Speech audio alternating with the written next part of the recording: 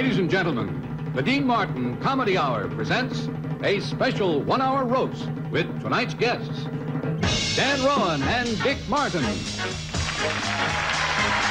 Gene Kelly, Joy Bishop, Don Rickles,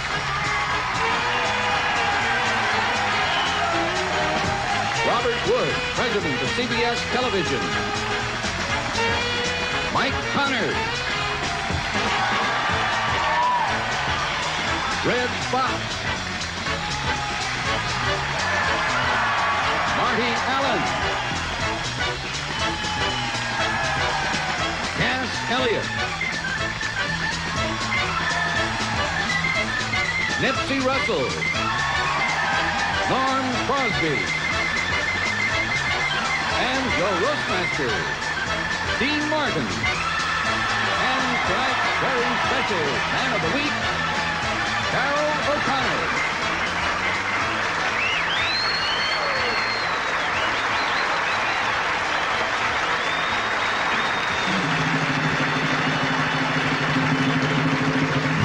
Also appearing on tonight's special roast, Foster Bush, Ruth Buzzy, William Conrad, Jar Jar Gabor, Senator Barry Goldwater, William Holden, Mayor John Lindsay, Donald O'Connor, Charles Nelson Riley. We had two disappointments tonight. Bob Hope couldn't make it, and Carroll O'Connor could. We always try to get names for an evening like this, and as soon as we announced we were honoring Carroll O'Connor, the names started pouring in. They called him every name in the book. And I'm not saying Carroll was unpopular. All I know is when he moved into Beverly Hills, 5 colored families moved out.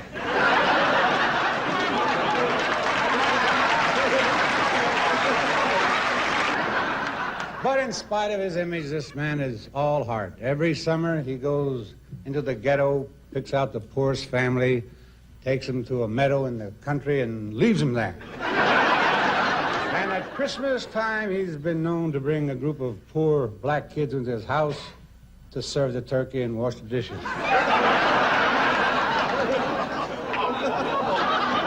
What mileage this man's gotten out of All in the Family. He goes right on. He's got Archie Bunker. I don't wait, I only got an hour. Oh, he's got Archie Bunker T-shirts, Archie Bunker lunchboxes, records, and now he's opening a chain of restaurants serving bigot burgers. Let's face it, there's only one Carroll O'Connor, and that's Jackie Gleason. Dan Rowan and Dick Martin are two beautiful guys.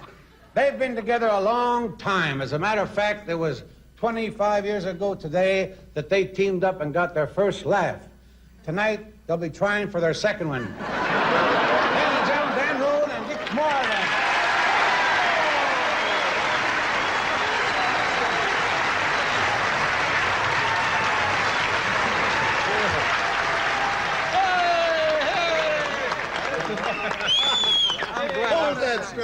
Who was that masked man? I don't know who he was.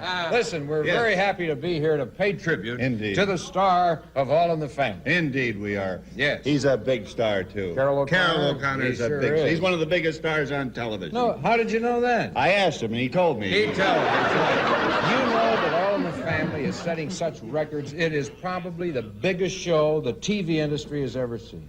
Bigger than Turn On? Not a lot of people realize another thing about Carroll. He's a great humanitarian. That He doesn't really surprise is. me at all. It doesn't surprise you. Well, it surprised a lot of other people, and it says so right there.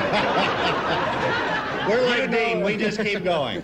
You know that every Christmas Eve, Yes. Carroll O'Connor goes to some of this city's finest restaurants, Yes. orders 100 menus. And sends them to the poor people. Right. Sends the menus to the poor people.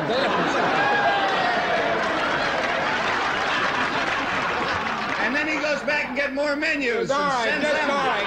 I won't give up. Wait a minute. Do you want to talk about Easter? Oh, okay. I love Easter. Every Easter, he calls all the.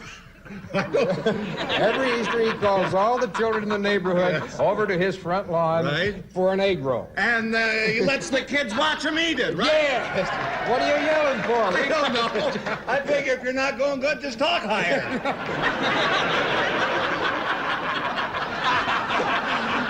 I wasn't born every minute. All right.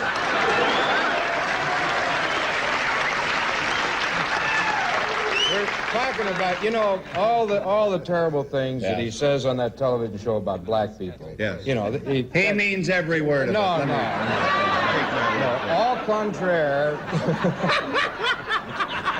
No, the real Carroll O'Connor loves black people. Yeah. Yes, he does. He does. Next card, please. Uh-huh. No, he loves black people. Yeah. And if his wife ever finds out, no. And he's also always kidding about the Jews. He loves black people. He loves black people and he loves Jews? He must be crazy about Sammy Davis Jr. Yeah, well, he's... Well, the thing is that no matter what he says on television, that does not truly reflect the opinion of the man himself. Because the man himself is really... So you should say something nice about Carroll. I love Carroll O'Connor. He's one of my best friends, as a matter of fact. A man could find no better friend on earth than Carroll O'Connor. Well, if you have something like that to say about some guy, don't say it to the cameras. Say it to the man himself. You're kidding. All right. Carroll, I love you. You're just fine. Will you say good night, Dick? Good night, Dick. Good night.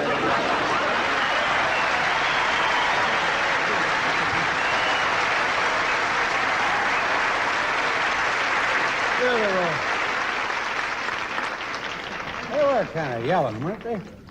I just said that great. I understand they're going to revive Laugh-In.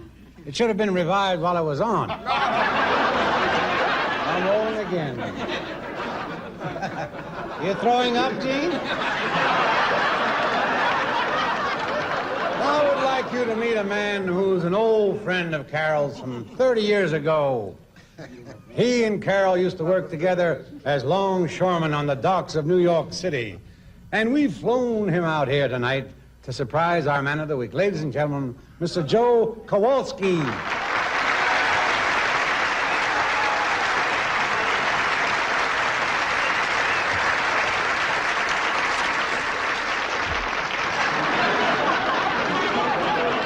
Hiya, boss. You know, Mr. O'Connor was my foreman down at the shipyard, and he got the job over all the rest of us because he had the most education, he had the most experience, and he knew where to get the boss abroad.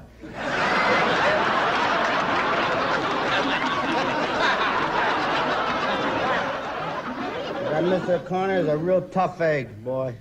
One night we went in the saloon, he got in an argument with a guy, and the guy takes the back of his hand and hits him and says, "That's a chop from Gung Fu." And Mr. O'Connor pulls something out of his pocket, hits the guy on the head, and says, "And that's a crowbar from Midas Muffler."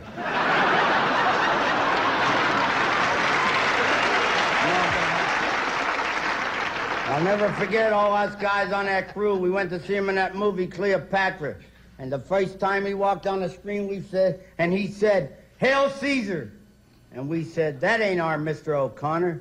Then he started running around Rome in a funny-looking robe. And we said, "That ain't our Mr. O'Connor." But then all of a sudden, he turned around and stabbed his boss right in the back. And we all said, "Now that's our Mr. O'Connor."